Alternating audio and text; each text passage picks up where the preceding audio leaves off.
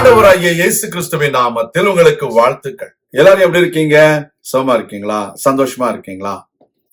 இந்த நாளிலும் ஆண்டவர் கொடுக்கிற ஆசீர்வாதமான வார்த்தை 2 சாமுவேல் 7ஆம் அதிகாரம் 21ஆம் வசனம்.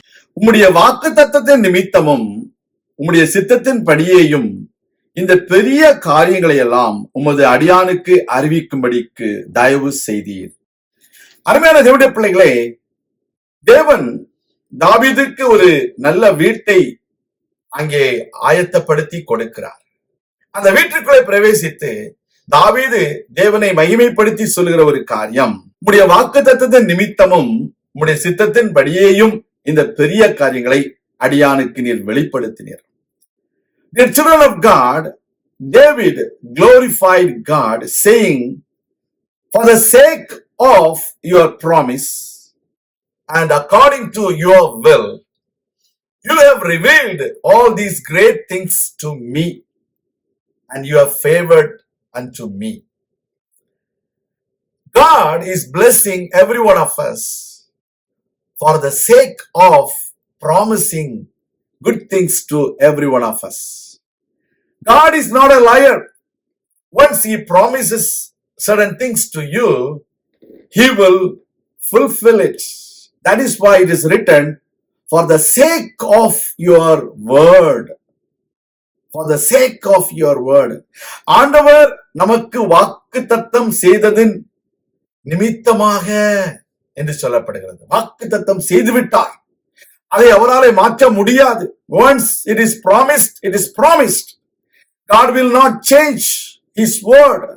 So, God revealed great things to David for the sake of the promises of God. Not only that, everything happened according to the will of God. எல்லாம் தேவனுடைய சித்தத்தின்படியே நடைபெறுகிறது. நம்முடைய வாழ்க்கையிலும் தேவன் வாக்குத்தத்தம் பண்ணினது நிமித்தமும் அவர் நம்முடைய சித்தத்தின் படியேயும் நம்மை தினந்தோறும் பெரிய காரியங்களை செய்து நடத்துவார் என்பதை விசுவாசிக்க வேண்டும். You and me have to believe that for the sake of God's word and according to God's will, God will lead us to inherit greater things in our life. That is the favor of God. That is how God favored unto David. அவன் ஒரு ஆட்டு இடையனாக இருந்த பொழுதே கர்த்தர் கொடுத்த வாக்குத்தத்தத்தை நிறைவேற்றினார். தேவ சித்தத்தின்படியே தாவீது தன்னை வாழும்படிக்கு ஒப்பு கொடுத்த பொழுது அந்த சித்தமெல்லாம் அவன் நிறைவேற்றுகிறவனாய் காணப்பட்டான். அது நிமித்தம் வாக்குத்தத்தங்கள் நிறைவேறின. நம்முடைய வாழ்க்கையிலும் வாக்குத்தத்தங்கள் நிறைவேறப்பட வேண்டுமானால் நாம் தேவ சித்தத்தின்படியே வாழ வேண்டும். We need to commit ourselves to live according to the will of God. Then God will fulfill His promises in our life. அதனால தாவீது சொல்லுகிறான், நீரே கர்த்தர், நீரே பெரியவர், உமக்கு நிகரானவர்கள் யாரும் இல்லை என்று சொல்கிறதை பார்க்கிறோம். You and me will experience that no one is greater than our God. He is our God. He is our Lord, and He is the only one who is exalted above all the people in this world. So let us commit our ways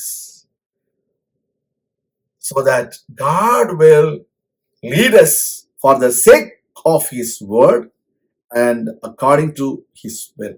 அவருடைய வாக்குத்தத்தத்தின் நிமித்தமும் அவருடைய சித்தத்தின் படியேயும் கர்த்தர் நம்மை நடத்துவார். நாம் ஜெபிக்கலாம். எங்கள் அன்பின் ஆண்டவரே, உம்முடைய வாக்குத்தத்தத்தின் நிமித்தம் நீர் எங்களை ஆசீர்வதிக்க சித்தமானீர். உமக்கு ஸ்தோத்திரம்.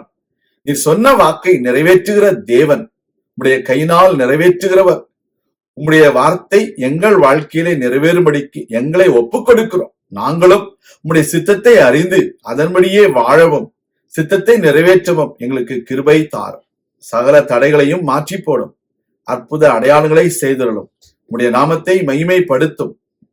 இயேசு கிறிஸ்துவின் நாமத்தில் ஜெபிக்கிறோம் எங்கள் நல்ல பிதாவே, ஆமேன். கர்த்தர் தாமே உங்களை ஆசீர்வதிப்பாராக. ஆமேன்.